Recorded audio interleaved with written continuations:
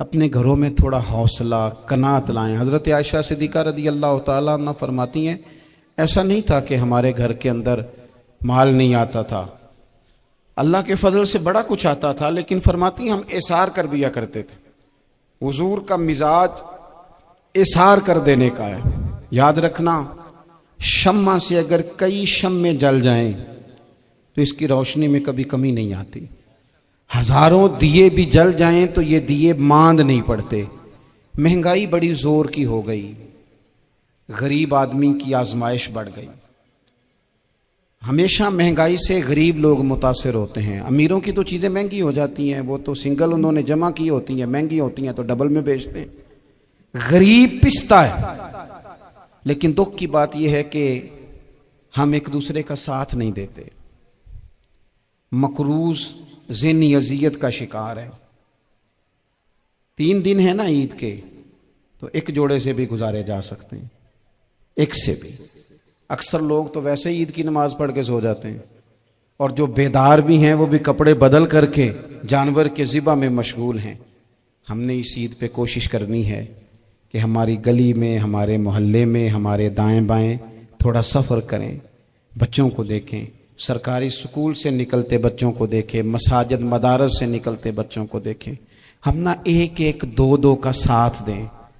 یہ جتنی سیاسی جماعتیں کام کر رہی ہیں، جن کی حکومت تھی، جن کی ہے، پتہ نہیں کل کس کی آئے گی، میں تو ذاتی طور پر ان سے پورا مایوس ہوں۔ مجھے تو نہیں لگتا کہ جتنے لوگ آج تک حکومت کر چکے ہیں، بار بار آتے ہیں یا پچھلی حکومت گئی ہے، ان کے پاس کوئی پلان ہی نہیں ہے۔ یہ تو بیچارے ایک دوسرے کی ٹانگیں کھینچنے کے علاوہ نہ کچھ کر سکے ہیں، نہ امید ہے کچھ کریں گے۔ لیکن غریب کی تکلیف بڑھ گئی ہے۔ میرے پاس 20 لوگ آتے ہیں، آتے تو وہ دعا کا کہنے ہیں، آتے تو صرف یہ بتانے ہیں کہ اس مشکل میں ہوں، دعا کرنا۔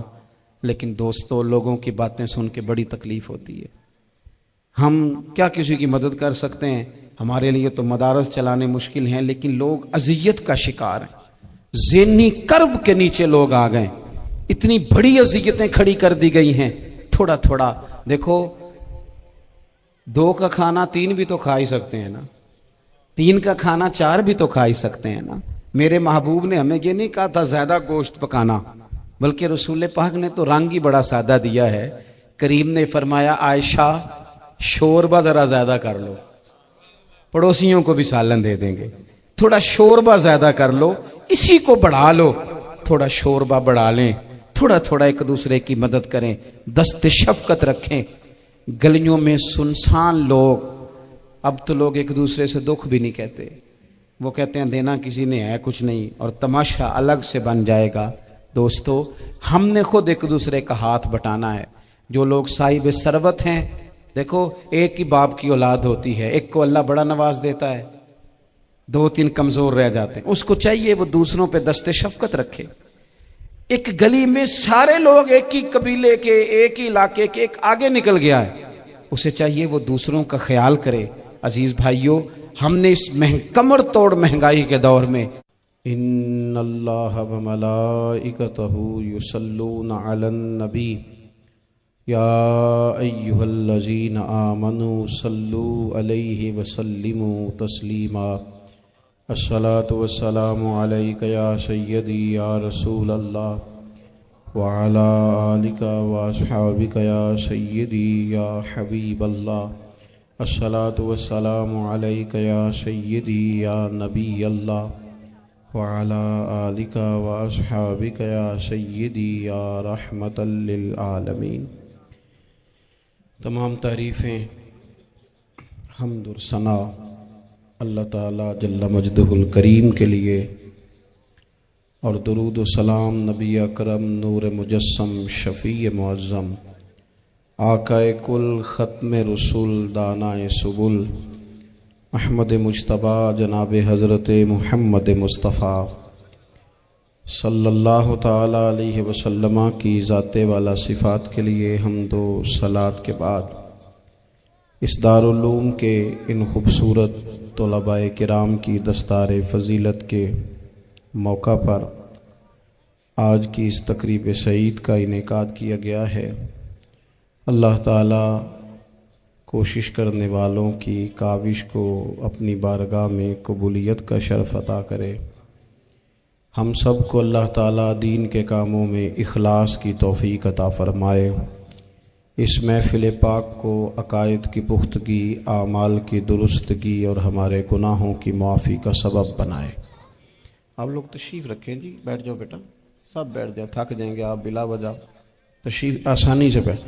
نہیں، تقریر تو میں کر رہا ہوں، یہ کسی اور نے کیسے شروع کر دی؟ اس وقت میرا ٹائم ہے جی تقریر کا، اور کوئی نہیں کرے گا، خاموشی سے بیٹھیں، اللہ آپ کو جزائے خیر دے۔ آپ لوگ اگر بیٹھ جائیں گے تو اچھا رہے گا، پچھلوں کو بھی آسانی ہو جائے گی۔ پیچھے آپ کے لوگ تکلیف میں ہیں، نہیں پیچھے دیکھنے کو نہیں کہا، بیٹھنے کو کہا، اگر آسانی سے بیٹھ سکیں اللہ آپ کو جزائے خیر عطا فرمائے۔ کسی اور جگہ پہ اہتمام ہو جاتا زیادہ اچھا تھا، کچھ تھوڑی سی دشواری احباب کو ہوئی، لیکن کئی دفعہ دور سے بندہ چل کے آئے تو اسے نماز کا زیادہ ثواب ہوتا ہے۔ تو آپ تھوڑا سا، ہمارا گفتگو کا وقت ہے، لمبا نہیں، آپ اگر اطمینان سے بیٹھ جائیں گے تو دو چار باتیں اپنی بساط کے مطابق عرض کرنے کی کوشش کروں گا، اللہ توفیق عطا فرمائے۔ سب سے پہلی بات تو یہ ہے کہ یہ دستار فضیلت ہے طلباء کا۔ علم کا لغوی معنی جاننے کے ہوتے ہیں۔ علم حاصل کیا جاتا ہے کسی چیز کی معرفت کو حاصل کرنے کے لیے۔ جب ہم کوئی علم حاصل کرتے ہیں تو ہم یہ چاہتے ہیں کہ ہمیں اس چیز کے نفع اور نقصان کا پتہ چل جائے، اور جب ہم دینی علم حاصل کرتے ہیں تو اس کا مقصد یہ ہوتا ہے کہ ہمیں رذائل اور خسائل ان دونوں کی خبر ہو جائے، خیر کیا ہے شر کیا ہے اس میں تمیز کا ملکہ ہمیں نصیب ہو جائے، اچھائی اور برائی کھل کر ہمارے سامنے واضح ہو جائے۔ یہ مقصود ہوتا ہے علم سے۔ علم سے، تعلیم سے مقصد زیادہ باتیں کرنا نہیں ہوتا۔ ایک آدمی بہت زیادہ باتیں کرتا ہے تو شاید بڑا عالم ہے، ایک شخص بہت زیادہ گفتگو کرتا ہے تو اس کے پاس معلومات زیادہ، ایسا نہیں، بلکہ حضرت عبداللہ ابن مسعود رضی اللہ تعالیٰ عنہ سے جب کسی نے پوچھا تھا کہ بڑا عالم کون ہوتا ہے، تو آپ فرمانے لگے جو رب سے زیادہ ڈرے وہ بڑا عالم ہے۔ اور دلیل انہوں نے یہ دی کہ اللہ کریم نے قرآن مجید میں فرمایا ہے کہ انما یخشی اللہ من عبادہ العلماء، اللہ کے بندوں میں سے جو عالم ہیں وہ رب سے ڈرتے ہیں۔ تو دینی تعلیم، اس کی معلومات حاصل کرنے کی کوشش کریں، صحیح کریں۔ قرآن مجید کی ایک آیہ کریمہ کا کچھ حصہ جو میں نے تلاوت کیا، اس میں اللہ کریم نے فرمایا اپنے محبوب سے، کہا وَقُلْ رَبِّ زِدْنِي عِلْمًا، اے محبوب آپ میری بارگاہ میں یہ دعا مانگیں، آپ یہ عرض کریں کہ اے رب میرے علم میں اضافہ کر دے، اے مالک میرے علم میں اضافہ کر دے۔ بہت ساری چیزیں ایسی ہوتی ہیں جن کی زیادتی ٹھیک نہیں ہوتی، وہ زیادہ ہو جائیں تو نقصان کرتی ہیں، لیکن علم ایک ایسی چیز ہے کہ جس کے بارے میں رب کریم نے کہا کہ محبوب آپ دعا مانگیں کہ آپ کو زیادہ علم دیا جائے۔ اور پھر علم ایک ایسی چیز ہے کہ کوئی بھی آدمی یہ دعویٰ نہ کرے کہ میں نے اب بڑا حاصل کر لیا ہے، میری اب تکمیل ہو گئی ہے، میں اب مکمل ہو گیا ہوں۔ جن کو اللہ نے غیب کے خزانوں کی کنجیاں دی ہیں نا، ان سے بھی رب کریم نے کہا ہے کہ محبوب آپ دعا کریں کہ مالک میرے علم میں اضافہ کر دے۔ تو جب وہاں تک یہ بات ہے تو پھر عام آدمی کو بھی چاہیے کہ وہ اپنی معلومات میں اضافے کا شوق پیدا کرے۔ اور تیسری بات یہ کہ جو حضور کے علم شریف پر بات کرتے ہیں وہ بھی اس آیت سے سیکھیں کہ حضور کا علم تو ہر روز رب اس میں اضافہ فرما رہا ہے، تو ہر روز اضافہ ہو رہا ہے۔ وَلَلْآخِرَةُ خَيْرٌ لَكَ مِنَ الْأُولَىٰ، ہر روز ترقی ہو رہی ہے حضور کے علم شریف کی بھی۔ تو ہمارے ہاں زیادہ تر لوگ بات اس لیے سیکھتے ہیں کہ میں کوئی کہیں سے مسئلہ سیکھوں گا پھر جا کے اپنی مسجد کے امام کو تنگ کروں گا کہ وہاں تو میں یہ سن کے آیا ہوں تو یہاں یہ کام کیوں نہیں ہوتا، میں کوئی بات سیکھوں گا تو پھر میں اس سے بحث کا دروازہ کھولوں گا۔ علم کا مطلب ہی اپنے آپ کو سنوارنا ہے. معلومات حاصل کرنے کا مطلب یہ کہ آپ کے عمل میں پختگی آئے, آپ کے کردار میں پختگی آئے, آپ نے جو سیکھا ہے آپ اس کے مطابق اپنے آپ کو ڈھالیں. مسلم شریف میں موجود ہے, نبی پاک صلی اللہ علیہ وسلم نے دعا مانگی ہے, اے اللہ میں اس علم سے تیری پناہ مانگتا ہوں جو علم تو ہو پر نفع والا نہ ہو. جس بندے کے علم نے اسے نفع نہیں دیا, وہ کچھ سیکھ نہیں سکا اس سے, تو اس کا علم کسی کو کیا نفع دے گا. جب خود سے اس نے, اور صوفیہ کرام تو فرماتے ہیں کہ جو لوگ بڑی معلومات حاصل کر لیں, بڑی باتیں سیکھ لیں, پنچایت میں کسی کو بولنے نہ دیں, گھر میں کسی کو بولنے نہ دیں, بہت سارے لوگ تو علماء کو بھی مشورہ دیتے ہیں, بڑی باتیں کرے لیکن عمل کے لحاظ سے بندہ زیرو ہو, تو اہل دل فرماتے ہیں اس کی صحبت سے بچو. اسے بڑا پتہ ہے, بڑی باتیں آتی ہیں, بڑی باتیں آتی ہیں, بڑی باتیں کرتا ہے, لیکن گفتگو کی حد تک تو بہت بڑا ہے, عمل کے معاملے میں صفر ہے. بہت سارے لوگ مسجد کے حجرے میں میٹنگ ہو رہی ہوتی ہے اور وہ لمبی لمبی دلیلیں اور مشورے دے رہے ہوتے ہیں, نماز کا ٹائم آ جائے تو اٹھ کے چلے جاتے ہیں, کہتے ہیں میں اپنے محلے دی مسیتیں پڑھنی. کئیوں کو کام یاد آ جاتا ہے. فرمایا کہ شخص کے پاس معلومات بڑی ہوں لیکن عمل کے معاملے میں بندہ زیرو ہو تو اسے بچنا کیوں؟ اس لیے کہ اگر پڑھا لکھا آدمی بے عمل ہونا تو وہ اپنی بے عملی پر بھی دلیلیں پیش کرتا ہے. وہ کہتا ہے میں یہ کام نہیں کرتا تو یہ میرے پاس دلیل ہے. وہ تو بے عملی کو بھی مزین کر دے گا معاذ اللہ. تو دینی تعلیم ایک تو حاصل اس لیے کریں کہ ہم نے اپنے آپ کو سنوارنا ہے, اور دوسرا علم کا شوق طبیعت میں ہو. دیکھیں نا, اللہ کے حبیب صلی اللہ علیہ وسلم نے فرمایا ہے کہ جو علم کے رستے پہ چل پڑا وہ جنت کے رستے پہ چل پڑا ہے.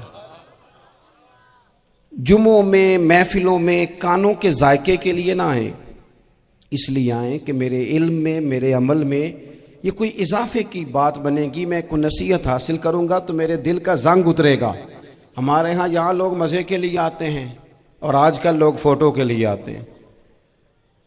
ان دو کاموں سے نکل کر خالص اصلاح کی نیت سے علم کا شوق. ہمارے ہاں تیزی سے ایک حرکت کی گئی, علماء کا وقار خراب کیا گیا اور لوگوں کو دینی علوم سے دور کیا گیا, اور اس میں بعض بیچارے واعظین اور خطباء نے بھی کردار ادا کیا جب جعلی پیر کی تعریفیں کھول کے کی, اور اسے پتہ نہیں کہاں تک. یہ اسٹیج ہوتے ہیں نا, ان میں کوئی بندہ اچھا لگے بھی تو اس کے لیے دعا کرنی چاہیے, تعریفیں نہیں کرنی چاہیے. تعریفیں اس کا کوئی فائدہ نہیں ہے اس کو, اس بندے کو تو دعا کا فائدہ ہے. اگر آپ کو اچھا لگ رہا ہے تو اسے دعا دیں, اس سے زیادہ کچھ نہیں کریں. اور ہمارے ہاں جناب وہ نقیب محفل بیچارے کی شامت آ جاتی ہے اگر تعریفیں تھوڑی کرے تو, کہتے ہیں انہوں تو نام ہی نہیں لینا ہوں. وہ بھائی اس کے نام لینے سے آپ کا قد اونچا ہوتا ہے. تو علم اور عالم ان دونوں چیزوں سے قوم کو دور کیا گیا. دینی تعلیمات کا فقدان ہے. جو میٹرک تک لوگ 60-70 کتابیں پڑھ جاتے ہیں انہیں بھی قرآن پاک ٹھیک سے نہیں پڑھنا آتا, دور کیا گیا. آپ مجھے بتائیے, چلیں ایک مسجد ہی آپ دیکھ لیں, اس مسجد کے اندر اگر ایک طرف ایک عالم دین مشکات شریف کھول کے بیٹھے ہوں, حدیث پاک کا درس ہو رہا ہے, یا بہار شریعت کھول کے بیٹھے ہیں, فقہی مسائل بیان کیے, اور اسی مسجد میں ایک بابا جی جبہ پہن کے تگڑا سا بڑی سی پگڑی باندھ کے اور 500 دانے والی تسبیح لے کے بیٹھے ہیں. اب ایک بندہ اندر آتا ہے تو وہ کدھر جائے گا, عالم کی طرف کہ بابا جی کی طرف؟ وہ کیوں جا رہا ہے بھلا بابا جی کی طرف؟ وہ اس لیے کہ ہم نے اسے یہ بتایا ہی نہیں کہ جس طرح سبحان اللہ سبحان اللہ سبحان اللہ پڑھنا عبادت ہے نا, اسی طرح دارابا پڑھنا بھی عبادت ہے. اسے ہم نے بتایا نہیں کہ جب تک علم کے رستے میں رہنا بھی عبادت ہے, جب تک اسے یہ سمجھ نہیں نہ آئے گی کہ جس طرح وظائف کی کتاب پڑھنا عبادت ہے اسی طرح مشکات شریف پڑھنا بھی عبادت ہے, حدیث بخاری کا درس لینا بھی عبادت ہے, مسلم شریف کی احادیث پر اپنے اساتذہ سے بیٹھ کر دروس پانا بھی عبادت. جب تک یہ پورا مزاج دیکھیں نا, نبی پاک صلی اللہ علیہ وسلم نے فرمایا رات کی ایک گھڑی بھر دین سیکھ لینا ساری رات نفل پڑھنے سے بہتر ہے. اب ہمیں سمجھنا چاہیے کہ کتاب پڑھ کے بھی بندہ رب رسول تک پہنچ سکتا ہے. کتاب و سنت رستہ آسان کرتے ہیں، لیکن ہمارے ہاں کیا مزاج دیا گیا ہے، بابا جی کے پاس چلو، ضرور جائیں بابا جی اگر نیک ہیں تو منع کوئی نہیں کر رہا، لیکن جو سوچ ہمیں حضور نے دی ہے ہم نے اسی سوچ کے مطابق اپنے معاملات کو ترتیب دینا ہے نا. اب ایک بات میں نے آپ سے پوچھی اور آپ نے کہا قوم ساری بابا جی کی طرف جائے گی. حدیث پاک کس طرح ہے؟ اللہ کے محبوب مسجد شریف میں تشریف لائے، دونوں جانب لوگوں کے حلقے بنے ہوئے ہیں، لوگ بیٹھے ہوئے ہیں. ایک حلقے میں لوگ اللہ کی یاد کر رہے ہیں، ذکر ہو رہا ہے. ایک حلقے میں بیٹھ کے ایک عالم کتاب و سنت کا درس دے رہے ہیں، ایک صحابی اور باقی سن رہے ہیں. خاص توجہ کریں نوجوان میری بات پر. رسول کریم صلی اللہ علیہ وسلم دونوں کے بیچ کھڑے ہو گئے اور کریم نے فرمایا دونوں محفلیں خیر کی ہیں، دونوں ہی حلقے خیر کے ہیں.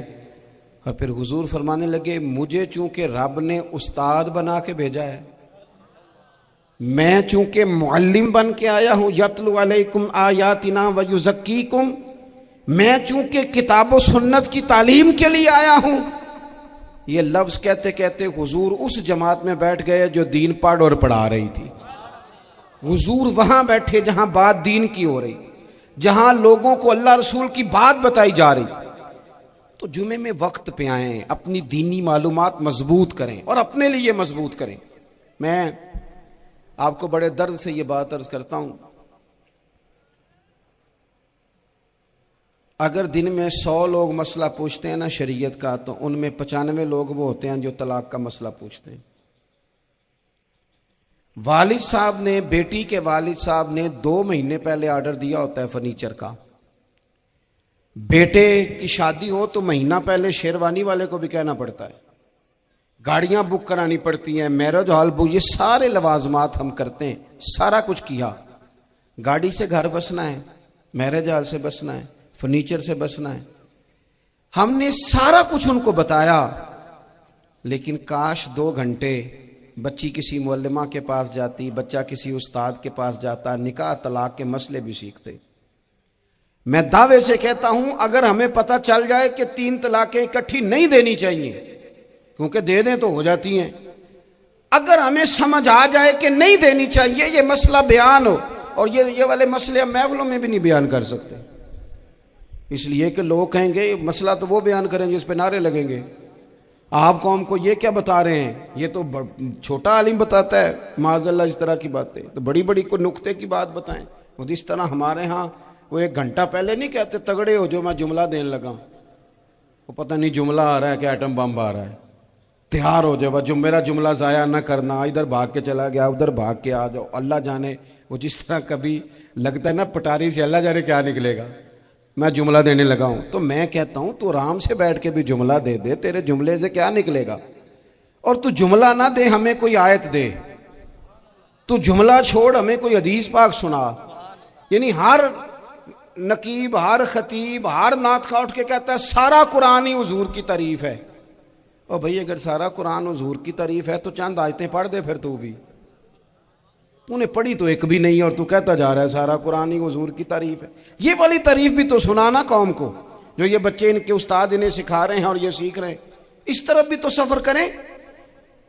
تو میرے عزیز اگر لوگوں کو مسائل کا پتہ چلے تو سینکڑوں گھر بچ جائیں تباہ ہونے سے، بڑے بڑے گھر بچ جائیں، لیکن مسائل نہیں آتے. میرے پاس مسئلہ پوچھنے کے لیے کچھ لوگ آ گئے تو 4-5 سال کا بچہ بھی تھا جس کے والد نے غصے میں اپنی بیوی کو 3 طلاقیں دی تھی. تو چھوٹا سا بچہ، کپڑے بھی پھٹے پرانے، اور حالت بتا رہی تھی کہ غریبی ہے.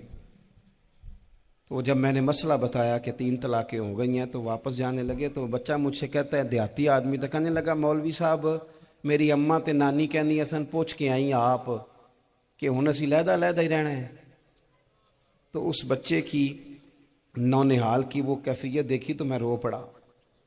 میں نے کہا یار یہ بچہ بیچارہ ماں باپ کے ہوتے ہوئے یہ یتیموں جیسی زندگی گزارے گا کیونکہ باپ نے طلاق دے دی. کس طرح مسائل نہیں بتائے لوگوں کو، تعلیم سے آگاہی نہیں کیا. اور اس میں بہت بڑا ظلم ہے ان لوگوں کا بھی جو جنازے پہ کھڑے ہو کے تو کہہ دیتے ہیں میری طرح کے لوگ، اچھے علماء کی بات نہیں کرتا، وہ کہہ دیتے ہیں دیکھو جن لوگوں کو جنازہ نہیں آتا، بھئی آپ نے کس دن عشاء کے بعد کلاس لگائی تھی جنازہ سکھانے کی؟ یہ تو آپ نے کہہ دیا لوگوں کو قرآن جی ٹھیک نہیں آتا، تو یہاں تو بیچاری بیبیاں جن کو صحیح پڑھنا نہیں آتا وہ مشن بنا لیتی ہیں کہ میں نے اتنے 100 کو قرآن پاک پڑھانا ہے، بیوہ ہو گئی ہوں، طلاق یافتہ ہو گئی ہوں، ساری زندگی قرآن پڑھاؤں گی۔ ہم کیوں یہ مشن نہیں بناتے؟ کیوں اس طرف سفر نہیں کرتے؟ ایک تو دینی معلومات میں، دینی علوم میں اپنے آپ کو لگائیں اور ذوق پیدا کریں کہ جو چیزیں مجھے نہیں آتی میں نے وہ سیکھنی ہے، جو معاملات مجھے نہیں آتے میں نے ان کی طرف سفر کرنا ہے۔ ایک تو اپنا یہ مزاج بنائیں، اور جب آپ دینی علوم سیکھتے ہیں تو پتہ ہے کون سا منظر قائم ہوتا ہے؟ منظر وہ بنتا ہے کہ حضرت ابو ہریرہ بھی دین سیکھا کرتے تھے، حضرت عبداللہ ابن عمر بھی اصحاب صفہ میں رہا کرتے تھے، حضرت انس بن مالک بھی رہا کرتے تھے، اور ایسا منظر بنتا ہے کہ حضرت سیدہ خدیجہ الکبریٰ رضی اللہ تعالیٰ عنہ فرماتی ہیں سیدہ فاطمہ حضور کی گود میں بیٹھی ہوتی تھی اور نبی پاک سے باتیں پوچھتی تھی اور حضور انہیں بتا رہے ہوتے تھے۔ سیدہ عائشہ حضور سے دین کی باتیں پوچھتی۔ چوتھا حصہ ہماری فقہ کے اصول حضرت فاطمہ کی، حضرت عائشہ صدیقہ کی مرویات پر مبنی ہیں۔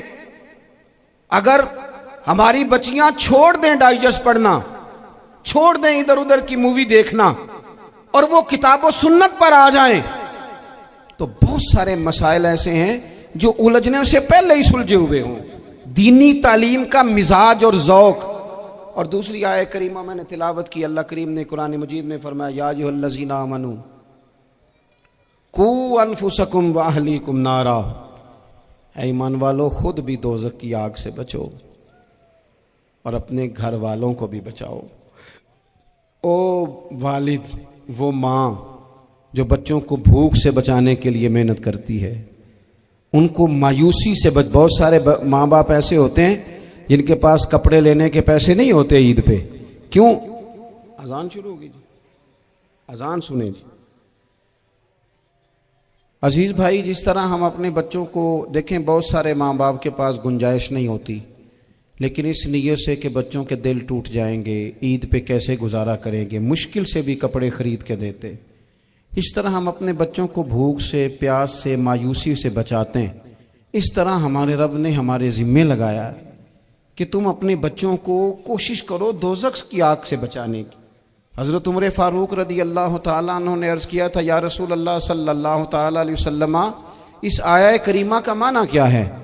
تو محبوب کریم علیہ السلام نے فرمایا عمر، جن چیزوں کا اللہ تمہیں حکم دیتا ہے تم اپنے گھر والوں کو ان چیزوں کا حکم دو، جن چیزوں سے رب رسول تمہیں منع کرتے ہیں اپنے گھر والوں کو ان سے روکو، اپنے گھر کے اندر نفاذ دین کرنے کی کوشش کرو۔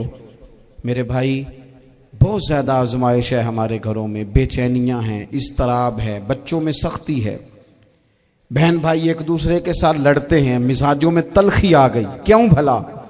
اس لیے کہ ماں باپ کو جو بہترین کردار اور جو حسین طریقہ گھر میں اپنانا چاہیے تھا، بچے تقریر باہر سے سنتے ہیں لیکن وہ فالو اپنے ماں باپ کو کرتے ہیں۔ اگر ماں باپ میں حوصلہ ہو، صبر ہو، اطمینان ہو، خودداری ہو، تھوڑے پر گزارا کرنے کا مزاج ہو۔ دیکھیں نا، آج ڈپریشن ہے، ٹینشن ہے، پینکس اٹیکس ہیں، بڑی ساری چیزیں آ گئی ہیں۔ کیوں بھلا؟ صبر نہیں، تحمل نہیں، بردباری نہیں۔ آزمائے۔ ایک دن ایک بچہ میرے پاس آ گیا مدرسے کا، اور آ کے وہ رونے لگا۔ میرے گھر والے کہنے لگے کھانا چھوڑ دیں، پہلے اس کی بات سن لے۔ میں نے کہا پتر کیا ہوا؟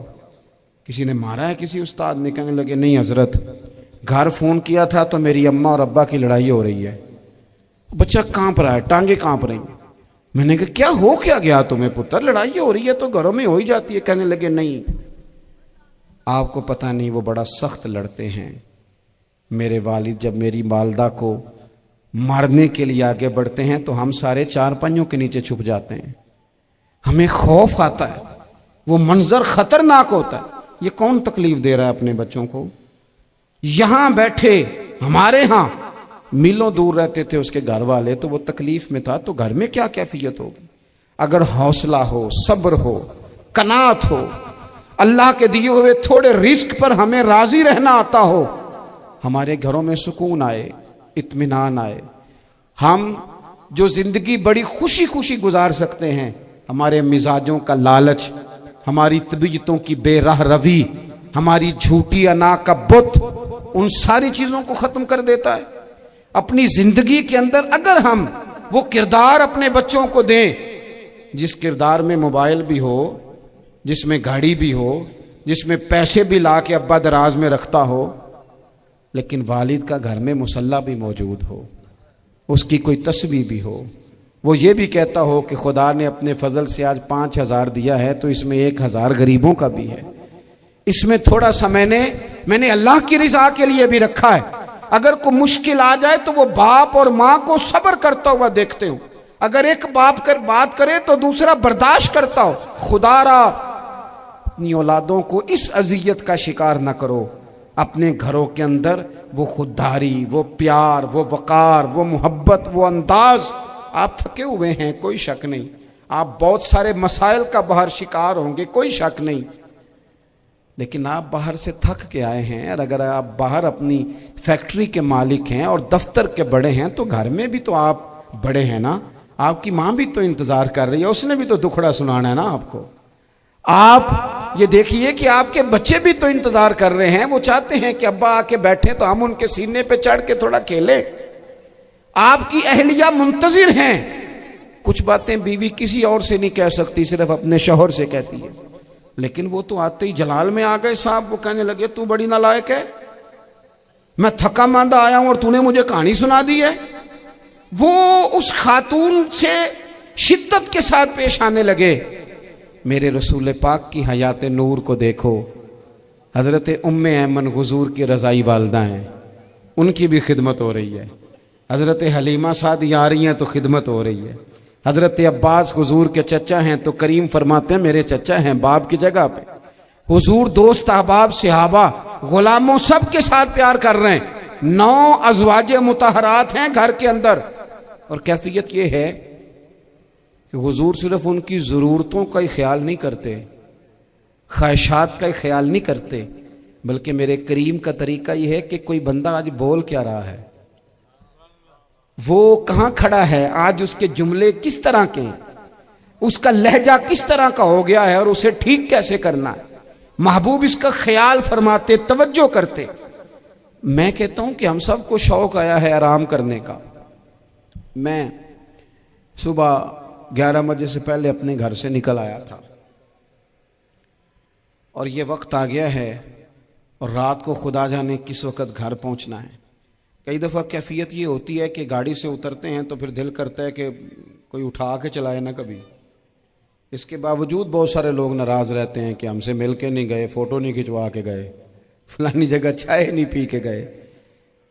ये तसलसल है। लेकिन मैं जितना मर्जी थका मांदा घर जाऊंगा ना, कभी ऐसा नहीं हुआ कि मैं घर जाऊं तो बड़ी टेंशन में जाऊं। मेरी घर वाली एक दिन मुझसे कहने लगी आपने कभी नहीं कहा कि मैं थका हुआ आया। बंदा थक भी तो जाता ही है ना, कभी कहाँ करे ना। मैंने उसे कहा पता क्यों नहीं कहता, इसलिए नहीं कहता कि मैं नहीं चाहता कि मेरे बच्चे ये कहें कि हमने दीन नहीं पढ़ना, हमारा बाप तो बड़ी मुश्किल में है। हम अपने काम के बारे में अपने घर में शिकवे करते हैं। आप किसी बच्चे से पूछ लें कौन सा काम करना है, कहता जेड़ा अब्बा जी कर दे रहे वो नहीं करना। क्यों? कि अब्बा जी हर रोज तो कहते हैं मैं बड़ा उलझ गया हूं, ये काम बड़ा मुश्किल है। मैं चाहता हूं कि मैं अपने बच्चों को ये बताऊं कि पुत्र मैं तो जिधर जाता हूं फूल ही फूल हैं, मैं तो जिधर से गुजरता हूं मोहब्बत ही मोहब्बत है, मैं तो जिधर से देखता हूं दुआएं ही मिलती हैं, ताकि उनका शौक पैदा हो। मेरे अजीज, आप थोड़ा सा दिल बड़ा करें। अगर आप एक की वजह से पूरा घर सुकून में आ जाता है तो आप दिल बड़ा क्यों नहीं करते?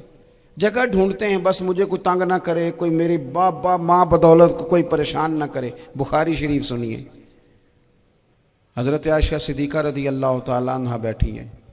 हुजूर फरमाने लगे आयशा आज एक बात ना बताऊं तुम्हें? या रसूलल्लाह बताइए। हुजूर फरमाने लगे जब तुम मुझसे नाराज होती हो तब भी मुझे पता चल जाता है, और जब राजी होती हो फिर भी पता चल जाता है। तो हजरत सैयद आयशा सिद्दीका बात सुन के बड़ी खुश हुई। या रसूलल्लाह वो कैसे? हुजूर फरमाने लगे कभी कभी तुम कसम उठाती हो। या रसूलल्लाह हाँ। फरमाया जब होती हो ना राजी, खुश, تو پھر کہتی ہو مجھے رب محمد کی قسم صلی اللہ علیہ وسلم. پھر تم میرے نام کے ساتھ رب کریم کا نام ملا کے قسم اٹھاتی ہو رب محمد کی قسم. یا رسول اللہ بالکل ایسے ہی ہے. اور فرمایا جب تمہارے دل میں کوئی بات ہوتی ہے نا تو پھر تم کہتی ہو مجھے رب ابراہیم علیہ السلام کی قسم. پھر تم رب محمد نہیں کہتی. یہ بخاری مسلم میں موجود ہے. حضرت عائشہ صدیقہ نے تو بات سنی تو کھل گئی طبیعت. کہنے لگی کریم صدقے جاؤں یہاں تک خیال فرماتے ہو. کس کے جملے کہاں پہنچ گئے یہاں تک خیال ہے.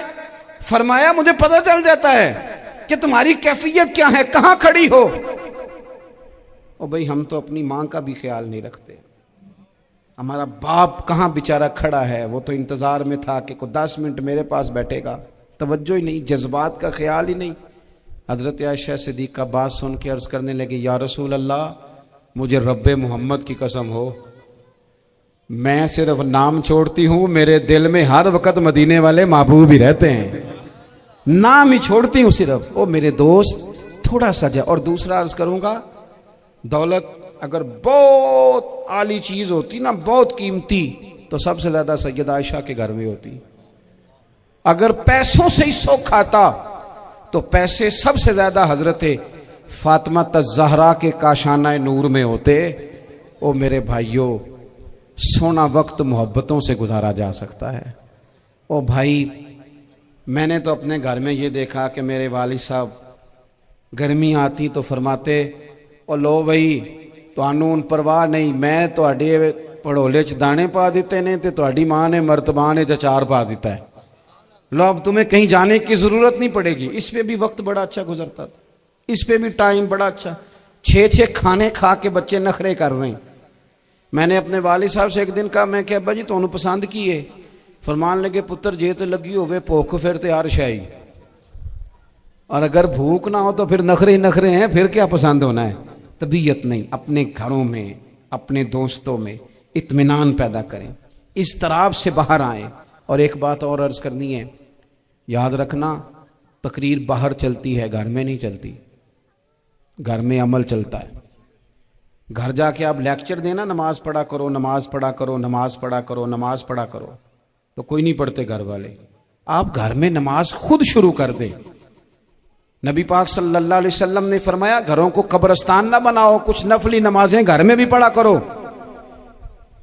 اللہ کے پیارے رسول صلی اللہ علیہ وسلم کا گھر مسجد نبوی کے بالکل ساتھ ہے. دروازہ حضور کے گھر کا مسجد میں کھلتا تھا. لیکن نبی کریم صلی اللہ علیہ وسلم کیا کرتے تھے؟ حضرت عائشہ صدیقہ فرماتی ہیں تہجد کی نماز گھر میں پڑھا کرتے. گھر میں حضور تہجد کی نماز پڑھتے. اگرچہ گھر میں دشواری تھی, کچھ عبادات کچھ نمازیں گھر کے اندر بھی انسان پڑھے. توجہ کرے. ویسے تو ہم ایک اذان سن چکے ہیں, لیکن یہ کوئی زیادہ ہی قریب ہے, اسے بھی سن ہی لیا جائے. اچھا جی سن لیں جی, اذان سن لیں. ویسے ایک ہی اذان سننا ضروری ہوتا ہے جب زیادہ ہو رہی ہوں. میں بھی بس بات سمیٹنے ہی لگا تھا, اذان کو مکمل ہو لینے.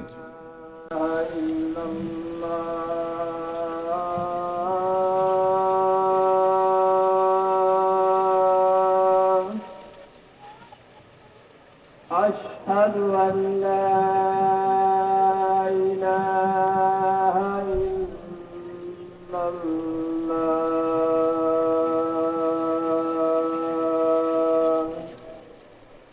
أشهد أن محمدا رسول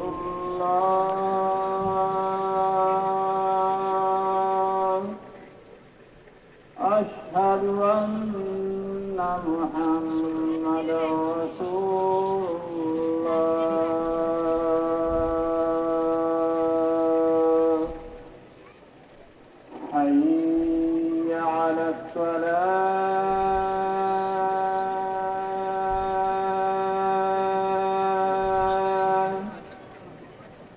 حي على الصلاة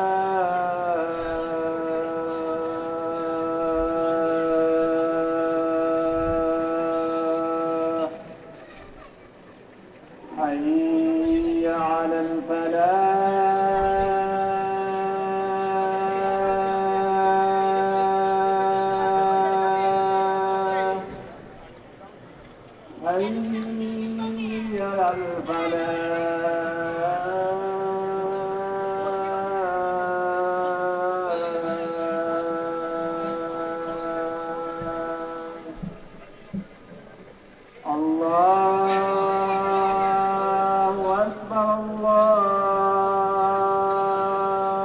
أكبر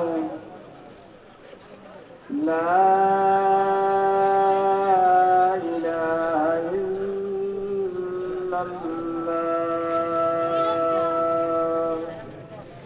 ایک آخری گزارش آپ حضرات سے کرنی ہے. اتنا بڑا مجمع ہے, اتنے سارے لوگ تشریف لائے ہیں.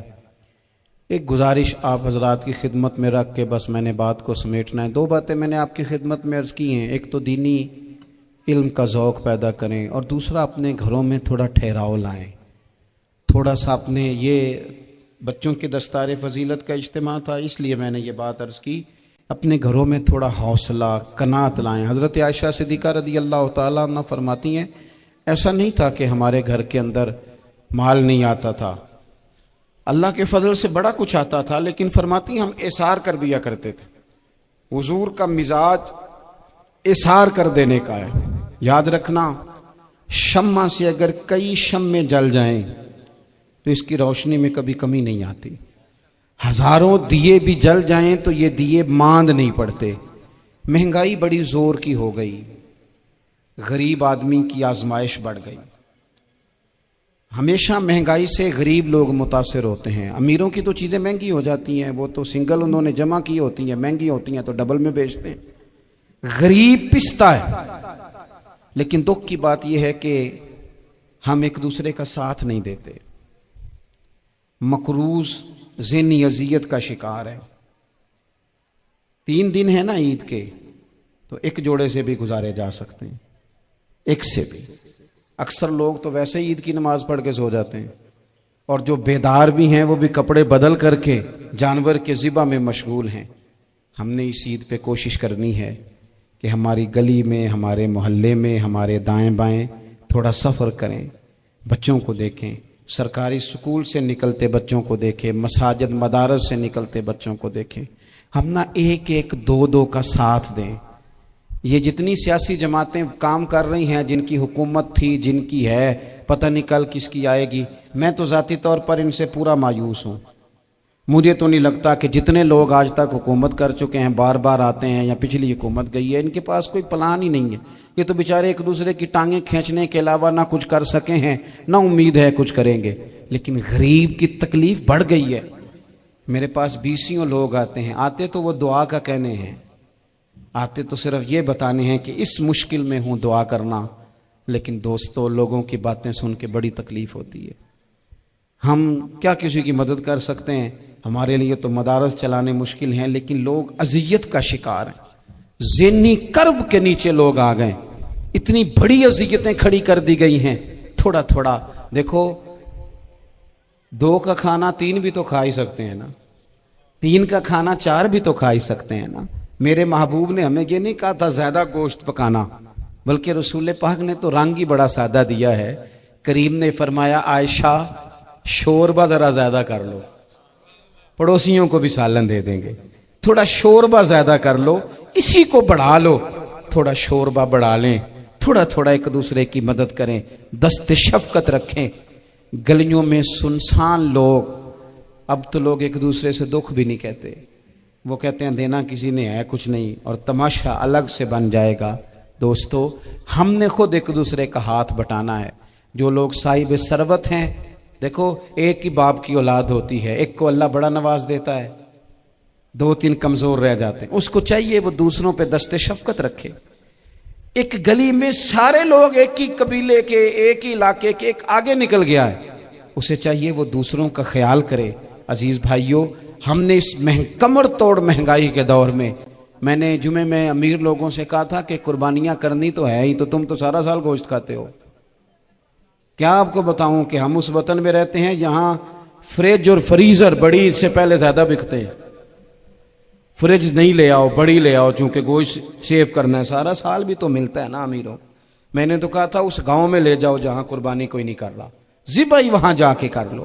تھوڑی سی گنجائش بنائیں اپنے دلوں میں. یہ ضروری نہیں کہ سامنے والا آپ کا شکریہ بھی ادا کرے. حضرت عائشہ صدیقہ رضی اللہ تعالیٰ عنہ, اماں جی ایک کنیز رکھی ہوئی تھی, حضرت عثمان غنی نے دی تھی کہ آپ کی خدمت کریں گی. تو وہ کنیز کہتی ہے کہ اماں جی تو میری بھی روٹیاں پکا دیتی تھی. وہ تو میرے لیے بھی کھانے کا اہتمام کر دیتی تھی، لیکن کوئی دروازے پہ اگر مانگنے آتا تو حضرت عائشہ صدیقہ مجھے کہتی اسے خیرات دے آؤ، تو میں کہتی اماں جی یہ کام تو لوگ دوڑ کے کرتے ہیں اور آپ یہ مجھے کہہ رہی ہیں میں کر دوں؟ تو حضرت عائشہ فرماتی جب کوئی بندہ کسی کو دیتا ہے تو وہ شکریہ ادا کرتا ہے، میں چاہتی ہوں وہ شکریہ بھی تیرا ہی ادا کر جائے، میں نے جو اجر لینا ہے وہ رب کی بارگاہ سے لینا ہے۔ تو میرے بھائی اپنی زندگی میں تھوڑا سا تو دل بڑا کریں، تھوڑی تھوڑی گنجائش پیدا کریں، اور یہ ضروری نہیں کہ اس بندے کا آپ سے بڑا اچھا سلوک ہی ہو، نہ بھی ہو اس غریب کا سلوک اچھا، تو بعض اوقات بندہ غریبی میں تلخ بھی تو ہو ہی جاتا ہے نا۔ بعض اوقات انسان پہ غربت زیادہ آ جائے تو اس کی طبیعت بھی تو، بیمار آدمی سخت بھی تو ہو جاتا ہے۔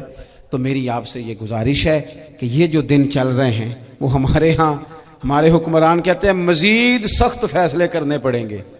میں نے کہا تمہارے لیے تو آسان ہے، اس لیے کہ تم تو جس دفتر میں بیٹھ کے فیصلہ کرتے ہو اس کی تو بتی کوئی نہیں جاتی، تمہیں کیا پتا ہو، وہاں تو اے سی بھی 1 منٹ کے لیے بند نہیں ہوتا۔ یہ تو اس سے پوچھو باپ سے کہ جو عید سے پہلے اپنی بیوی سے مشورہ کر رہا ہے کہ عید آ گئی ہے، اگر بیٹی کے گھر کپڑے نہ بھیجے تو اس کی ساس باتیں کرے گی۔ یہ چھوٹی عید گزری تھی نا، تو ہمارے ہاں کچھ لوگ سمجھتے ہیں کہ سخاوت صرف رمضان میں ہی کرنی ہے، اور رمضان میں ثواب زیادہ ہے، ورنہ راشن ونڈن والے لوگ کو عیدوں بعد بھی بھوک لگ دیجئے، عید کے بعد بھی اسی طرح ہی غریب کے ساتھ پیٹ ہوتا ہے، لیکن توجہ نہیں۔ ایک تو ذوق علم پیدا کریں، ایک اپنے گھر میں اطمینان کا ماحول لائیں۔ تیسری گزارش یہ ہے کہ مہنگائی اور سختی کے اس دور میں اپنے مسلمان بھائیوں کا، عزیزوں کا، اہل محلہ کا ہاتھ بٹائیں، پیار کریں۔ اللہ کے حضور دعا ہے اللہ ہماری اس حاضری کو قبولیت کا شرف عطا کرے۔ آخر دعوانا ان الحمدللہ رب العالمین۔ صاحب سے دستار بندی کا شرف حاصل کر رہے ہیں حافظ محمد ابو بکر صاحب۔ حافظ محمد ابو بکر صاحب جی۔ حافظ محمد عدنان کاشف صاحب۔ حافظ محمد عدنان کاشف صاحب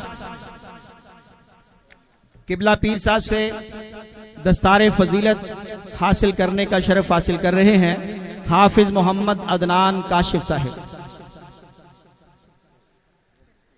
اس کے بعد حافظ احمد رضا صاحب۔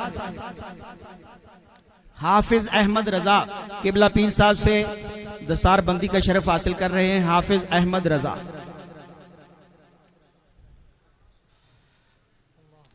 نعرہ تکبیر، نعرہ رسالت، نعرہ حیدری۔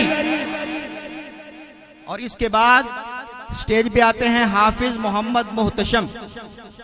حافظ محمد محتشم صاحب قبلہ پیر صاحب سے دستار بندی کا شرف حاصل کریں گے حافظ محمد محتشم صاحب۔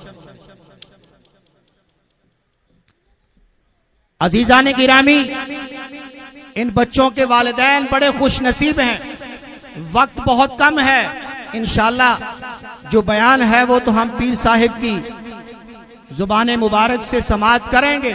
ان بچوں کے والدین جب کل قیامت کا دن ہوگا، ان بچوں کے والدین کو اللہ رب العزت بیش قیمت لباس عطا فرمائے گا اور بیش قیمت تاج عطا فرمائے گا۔ ان بچوں کے والدین پوچھیں گے مولا یہ کس عمل کا بدلہ ہے؟ اللہ رب العزت فرمائے گا جو تمہارے بچوں نے قرآن حفظ کیا میں نے اس کے بدلے میں تمہیں یہ عزتیں عطا فرمائی ہیں۔ عزیزان گرامی، ایک میں ہی نہیں ان پر قربان زمانہ ہے، جو رب دو عالم کا محبوب یگانہ ہے، جو رب دو عالم کا محبوب یگانہ ہے۔ آؤ در ظاہرہ پر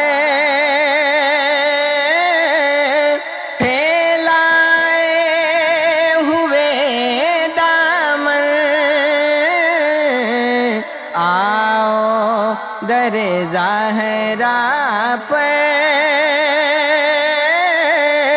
پھیلائے ہوئے دامن ہے نسل کریموں کی لجپال گھرانہ ہے بے دم یہی تو پانچ ہے مقصود کائنات خیر النساء حسین حسن مصطفیٰ علی آؤ در زہرا پر پھیلائے ہوئے دامن ہے نسل کریموں کی لجپال گھرانہ ہے ایک میں ہی نہیں ان پر قربان زمانہ ہے کل پل سے ہمیں جس نے خود پار لگانا ہے کل پل سے ہمیں جس نے خود پار لگانا ہے زہرا کا وہ بابا ہے حسنین کا نانا ہے تو ان کے در سے مانگ لے جو کچھ بھی جی کرے مالک سبھی جہان کے آل رسول ہے کل پل سے ہمیں جس نے خود پار لگانا ہے زہرا کا وہ بابا ہے حسنین کا نانا ہے ایک میں ہی نہیں ان پر قربان زمانہ ہے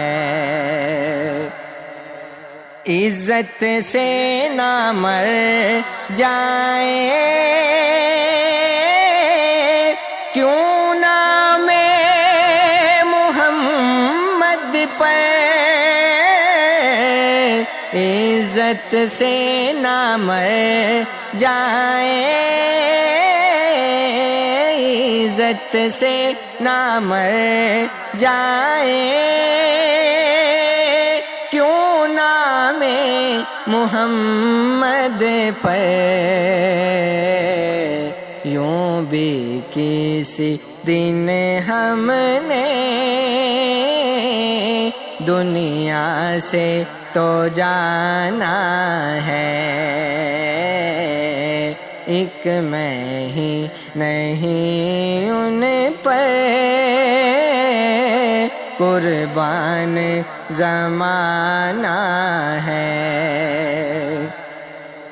محروم کرم اس کو رکھیے نا سرے محشر محروم کرم اس کو میرے آقا محروم کرم اس کو رکھیے نا سرے محشر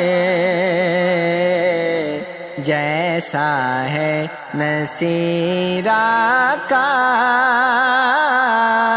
منگتا تو پرانا ہے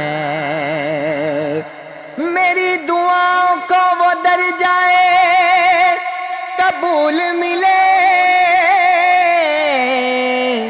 میں جو بھی مانگوں مجھے صدقہ بطول ملے محروم کرم اس کو رکھیے نا سرے محشر جیسا ہے نصیرہ کا منگتا تو پرانا ہے ایک میں ہی نہیں ان پر قربان زمانہ ہے جو رب دو عالم کا محبوب یگانہ ہے